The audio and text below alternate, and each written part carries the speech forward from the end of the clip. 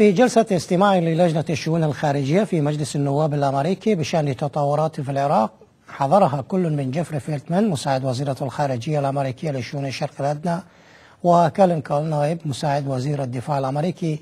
وجه اعضاء اللجنة منهم إليانا ريزلتينا عضو اقدم للجمهوريين في اللجنة، وكذلك عدد اخر من اعضاء اللجنة ومسؤولون كبار في وزارة الخارجية والدفاع الامريكيتين أسئلة بشأن انتهاك حقوق المجاهدين في أشرف وما يتعرض له سكان أشرف من قيودات وضغوطات وأعمال تعذيب نفسي من قبل عناصر النظام الإيراني، مطالبين باتخاذ إجراءات فورية لرفع القيودات الجائرة عن أشرف.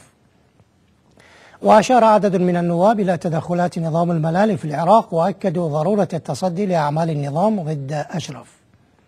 وفي جلسة استماع لجنة الشؤون الخارجية في مجلس النواب الامريكي التي عقدت يوم الخميس 18 من تشرين الثاني، وبحضور كل من مساعد وزيرة الخارجية الامريكية لشؤون الشرق الادنى ونائب مساعد وزير الدفاع الامريكي، أكدت النائبة إليانا ريزلتينا كبير الجمهوريين في الكونغرس في كلمتها التي صدرت لاحقا على شكل بيان على ضرورة تدخل الحكومة الامريكية الفوري لتأمين حماية سكان أشرف.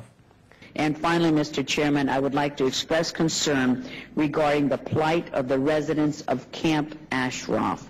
Mr. Chairman, last year you and I issued a joint statement urging the Iraqi government to live up to its commitment to ensure the continued well-being of all who live in Camp Ashraf. However, reports indicate that denied medical care, including vital treatment for cancer patients, are still being denied to the residents of Ashraf.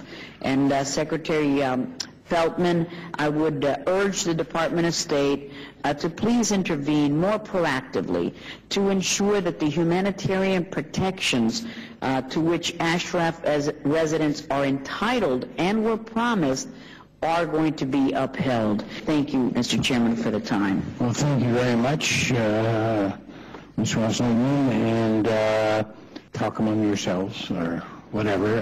I just on one thing, though, since the ranking member raised it, I want to reaffirm the notion that the commitments on Camp Ashraf that were made by the Iraqi government and all that, I share the concern that those are kept and that we not forget about that issue. The gentleman from California, Mr. Rohrmacher, is recognized for 1 minute. I talk specifically about Camp Ashraf. These are protected persons by our own definition. We should not try to placate or let the Iraqis build some sort of cordial relationship with the mullah dictatorship in Iran by the sacrifice of these freedom-loving people.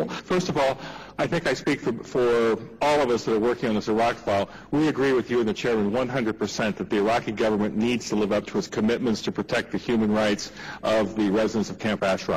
We agree 100%, and it's something that we are watching, monitoring extremely closely. And it's not only us; there's an international effort as well. The UN and others are also involved in encouraging the Iraqi government to live up to its commitments. Thank you. I now yield 5 minutes to the gentleman from Texas, Mr. Pope. About several things that are taking place. Here are some photographs taken by residents of Camp Ashraf, and I'll have to let these get closer to you all.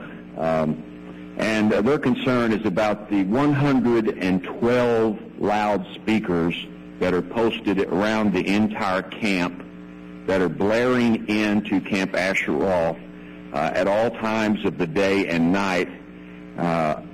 Apparently comments such as we're going to set Ashraf on fire, Ahmadinejad is a great president and all of you should follow him. You will soon see how the Iraqis are going to attack and destroy this camp, and we will hang every one of you. Seems to me to be some type of psychological torture, torment, whatever you want to call it, to the residents of Camp Ashraf. First of all, I'm not sure who is doing this. Is it Iranians with the permission of the Iraqis? Is it Iraqis? Is it both? Do either one of you know about this? Secretary Feltman? We're watching this all the time. I know where they came from. I know they're Iranians.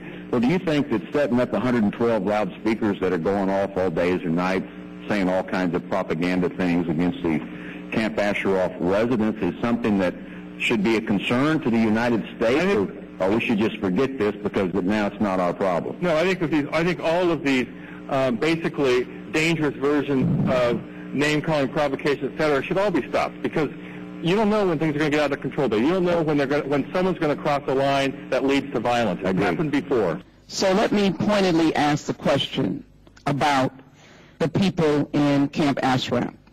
Can you tell me what humanitarian act is it to let sick and dying people die because they have no access to medical care?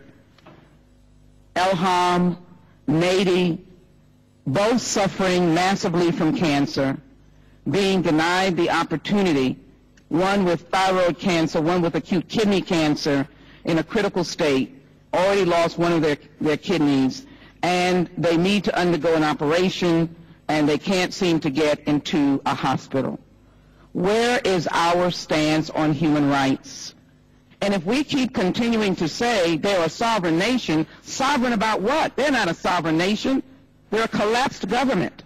But Mr. Feltman, I can't let you leave this room without telling me what are you going to do in our State Department about the conditions in Camp Ashraf. I need a report in writing, because my time is up, a report in writing, not on this cases, but the conditions in Camp Ashraf and what the United States and she, the Director, Secretary of Human Rights, is actually doing regarding the ceasing of torture of these people in Camp Ashraf. She's doing nothing. And I'll yield back. Thank you.